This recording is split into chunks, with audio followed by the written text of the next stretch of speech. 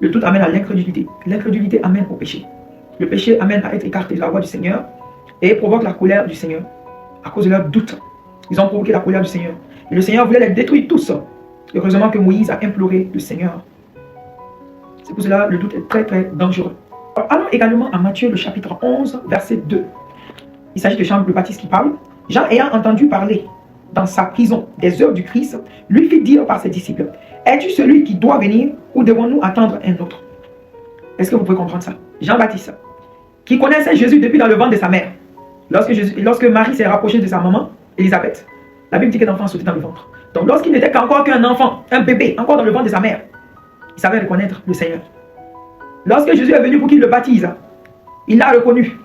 Mais dans les difficultés, lorsqu'il est en prison, malgré qu'il entend les œuvres que Jésus est en train de faire, il dit d'aller lui demander si Jésus est réellement le Messie. Donc il doute. On vient lui dire des œuvres de Christ et lui il doute à cause de sa situation. Parce qu'il est dans une prison, il est enfermé. Alors la difficulté également, l'ennemi utilise la difficulté pour amener les doutes dans le cœur de l'homme. Lorsque tu es entouré de beaucoup de difficultés, lorsque les choses deviennent hostiles autour de toi, alors tout de suite, tu es susceptible de